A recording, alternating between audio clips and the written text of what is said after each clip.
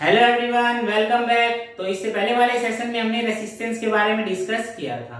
तो आज हम उसके फैक्टर्स के बारे में डिस्कस करेंगे, यानी ऐसे कौन कौन से फैक्टर हैं जिन पर रेसिस्टेंस क्या करता है, डिपेंड करता है।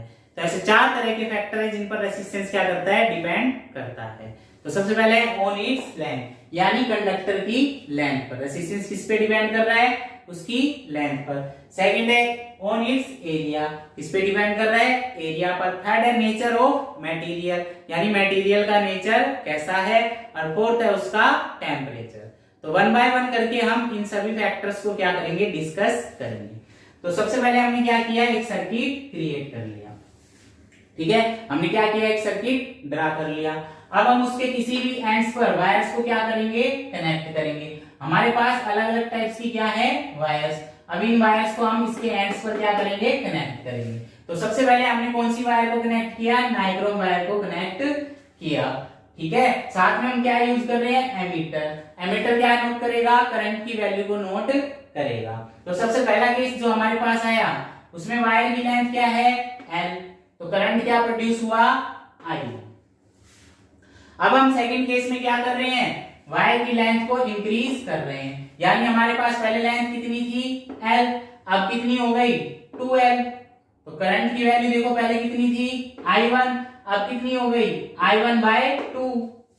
यानी जब लेंथ को इंक्रीज किया तो करंट क्या हो गया, decrease. Length increase, current decrease, यानी एक दूसरे के क्या है, ये इनवर्सली प्रोपोर्शनल। तो यहां से एक रिलेशन निकल के आई, I inversely proportional to 1/L, यानी L इंक्रीज हो रहा है तो I क्या हो रहा है, डिक्रीज। तो ऐसे ही एक रिलेशन हमने पहले डिस्कस की थी, I inversely proportional to R। अगर R इंक्रीज हो रहा है तो I क्या हो रहा है, डिक्रीज। तो अगर R और L क्या होते हैं, इंक्रीज, तो I क्या होता है, डिक्रीज। तो यहां से क्या रिलेशन निकल के आई, R directly proportional to L। अगर रेसिस्टेंस इंक्रीज हो रहा है, सॉरी L इंक्रीज हो रहा है तो रेसिस्टेंस क्या हो रहा है, इंक्रीज। L डिक्रीज हो रहा है तो रेसिस्टेंस क्या हो रहा है, डिक्रीज। तो किसी भी कंडक्टर का जो रेसिस्टेंस है वो किस पे डिपेंड करेगा, लेंथ पे डिपेंड करेगा। तो अब हम बात कर लेते हैं थर्ड केस की।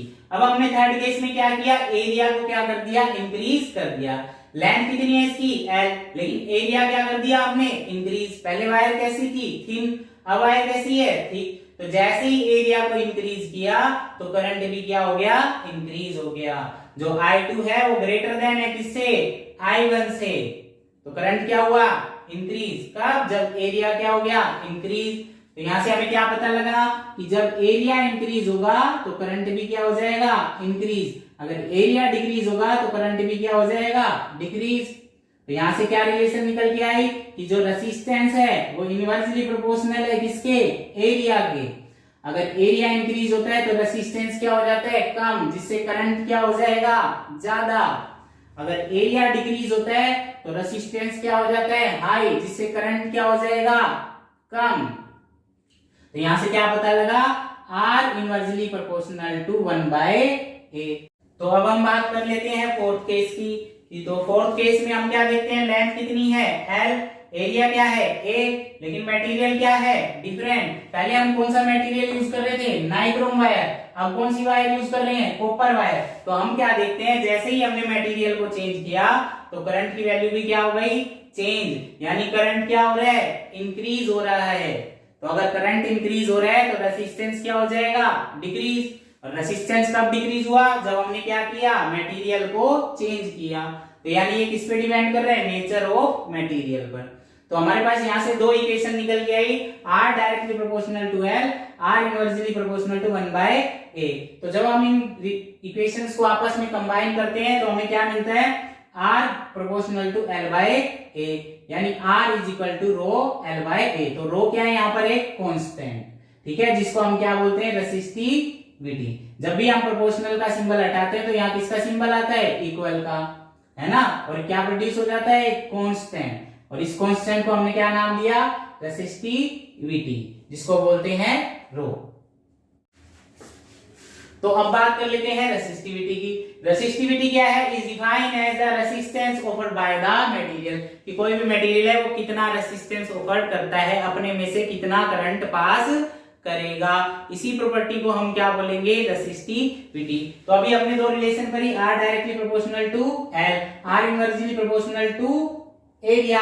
तो इसी रिलेशन से क्या प्रोड्यूस हुआ? रेसिस्टिविटी। जब भी ये डायरेक्टली प्रोपोर्शनल का सिंबल हटेगा तो वहां क्या आ जाएगा? एक कांस्टेंट आ जाएगा, और इसी कांस्टेंट को हमने क्या नाम दिया? रेसिस्टिविटी, या फिर इसका दूसरा नाम क्या है? Specific resistance. और इस सिंबल को हम क्या बोलते हैं? रो बोलते हैं। तो अब यहां से फॉर्मूला क्या आएगा रेसिस्टिविटी का? तो R का फॉर्मूला है रो L बाय A, तो रो का फॉर्मूला क्या आएगा? A इधर चला जाएगा तो R into A by L।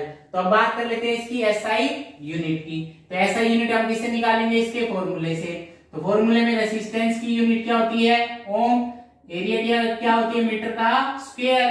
L की क्या आएगी? मीटर, तो मीटर से मीटर कैंसिल, तो क्या आ जाएगा? ओम मीटर। तो इसकी यूनिट क्या होती है? ओम मीटर। ये किसका सिंबल है? ओम का। तो अब हम बात कर लेते हैं डिफरेंट टाइप्स ऑफ मटेरियल की रेसिस्टिविटी की। तो सबसे कम रेसिस्टिविटी किसकी होती है? कंडक्टर्स, ठीक है। फिर उससे ज्यादा किसकी होती है? अलॉयज की। फिर उससे ज्यादा इंसुलेटर्स की। तो अब बात कर लेते हैं, अगर रेसिस्टिविटी लो है तो रेसिस्टेंस भी क्या हो जाएगा? लो, जिससे करंट क्या होगा? इंक्रीज। अगर रेसिस्टिविटी हाई है तो रेसिस्टेंस भी क्या हो जाएगा? हाई, और करंट क्या हो जाएगा? डिक्रीज हो जाएगा। तो जिसकी रेसिस्टिविटी लो है वो क्या होगा? एक गुड कंडक्टर होगा। तो कोई भी मटेरियल है अगर उसकी रेसिस्टिविटी क्या है? लो है, तो वो क्या हो जाएगा? Good conductor.